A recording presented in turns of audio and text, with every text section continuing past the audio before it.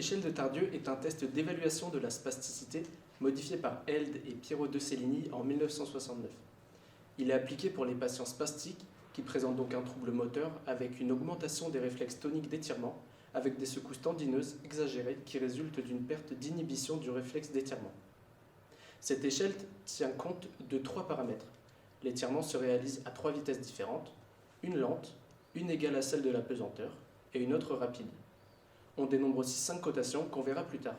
Dans une version plus récente, modifiée par Boyd et Graham, on note de plus l'angle d'apparition de l'augmentation de la spasticité.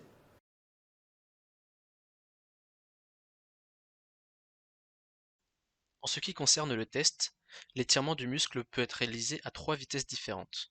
Une première vitesse V1 lente, une deuxième vitesse normale ou vitesse de pesanteur V2 et une troisième vitesse V3 beaucoup plus rapide. Associé à ces 3 vitesses, on retrouve 5 cotations, permettant ainsi de caractériser la spasticité musculaire. À la cotation 0, on ne retrouve pas d'augmentation du tonus musculaire.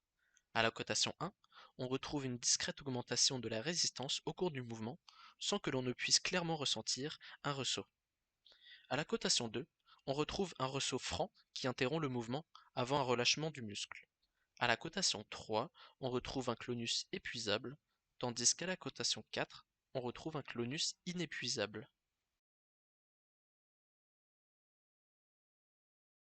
Pour ce qui est des données métrologiques du test, il n'y a pas d'études qui ont évalué la sensibilité et la spécificité, mais les coefficients de fiabilité intra- et interexaminateurs ont pu être évalués. Ces valeurs dépendent des groupes musculaires testés et sont plus ou moins bonnes selon ces groupes de muscles. Au niveau des fléchisseurs de coude par exemple, on retrouve une fiabilité interexaminateur de 0,62 et intra-examinateur de 0,85.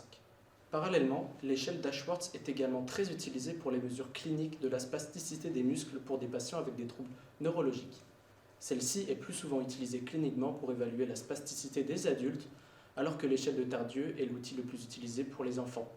Et il a été suggéré qu'elle fournissait des mesures cliniques plus précises de la spasticité.